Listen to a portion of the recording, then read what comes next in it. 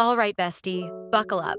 Today we are talking about the most dramatic, Oscar-winning, emotionally unstable thing in your life. And no, it's not your ex, not your crush, not even your math teacher who assigns homework like it's a personality trait. It's your emotions during exam season.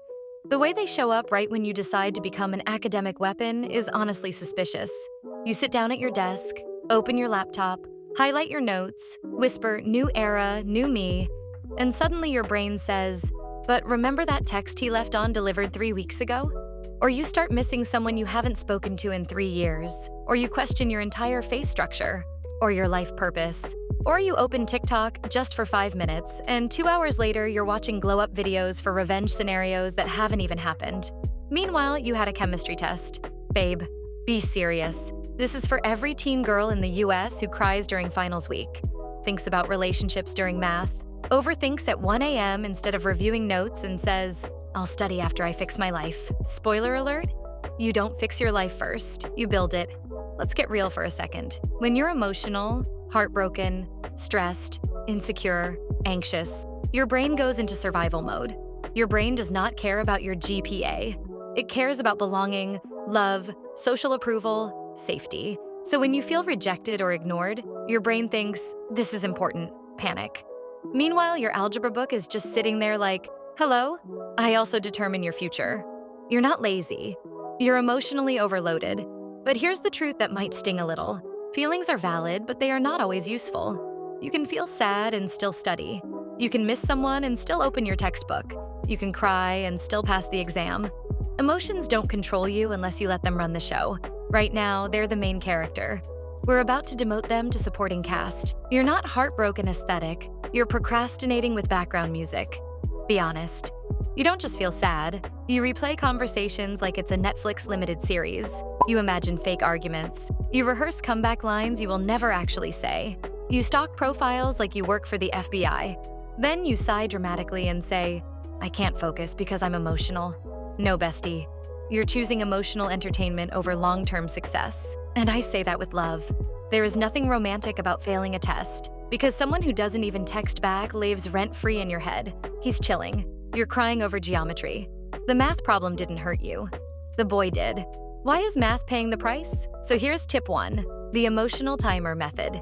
You're not a robot, so stop trying to act like one. Instead of saying, "I'm not gonna think about him," say, "Okay, brain. You get 15 minutes, set a timer. For 15 minutes, cry, journal, vent, listen to dramatic music, stare at the ceiling like you're in an indie film, fully commit." But when that timer goes off, you close the emotional tab and open your textbook.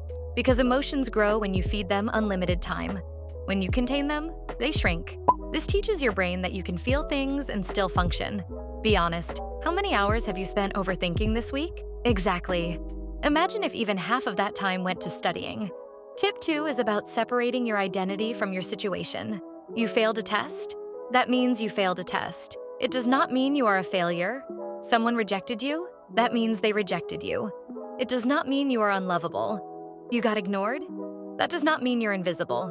Teen girls especially attach identity to moments. Bad grade equals "I'm stupid." Breakup equals "I'm not enough." Comparison equals "I'm behind." Pause. You are a person experiencing a moment, not a label. The moment passes. The label sticks only if you attach it. And while you're crying about being behind, some girl somewhere is grinding quietly, building her resume, studying for her SATs, applying for scholarships. Guess who colleges notice? Not the dramatic storyline, the consistent effort. Tip 3 is to romanticize studying instead. You romanticize sadness. You romanticize heartbreak playlists and window-staring scenes. Now romanticize discipline. Picture this. It's 3 months from now. You walk into class confident. You get your test back. It says A. And the same person who distracted you? Still confused in life. Energy shift. You're not studying for today. You're studying for freedom, college acceptance, scholarships, independence, your future apartment, your future self who doesn't cry over crumbs. Make your desk cute. Light a candle. Put on lo-fi music. Pretend you're in a coming-of-age movie where the main character locks in and changes her life. Because you are. Tip 4 might hurt. Heartbreak is not a personality. Sometimes you're not even heartbroken. You're bored. School feels overwhelming. Life feels uncertain. So your brain chooses emotional drama because it feels intense and exciting. Drama gives dopamine. Studying gives delayed reward. But delayed reward builds your life. Ask yourself this: if he texted you right now, would your chemistry grade magically improve? No. So why is your future depending on someone else's mood? Tip 5 is to control your environment, not your feelings. You can't always control how you feel, but you can control where your phone is, what tabs are open, who you sit next to, and what notifications are turned on.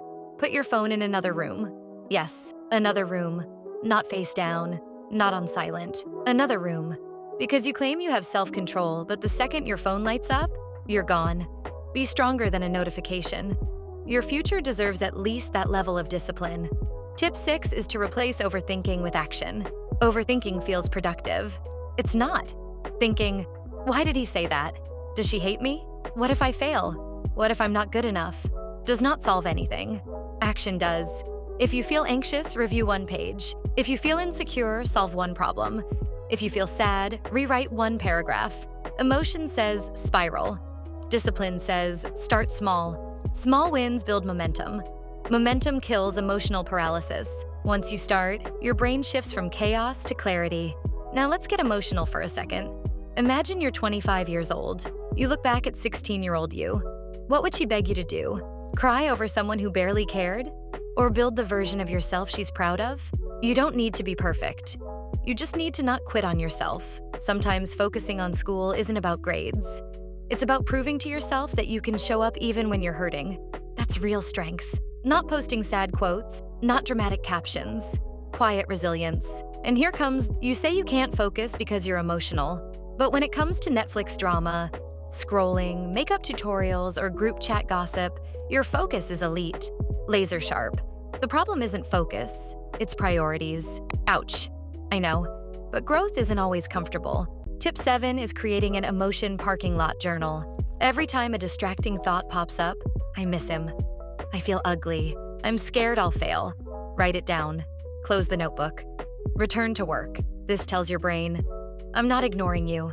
I'll process this later.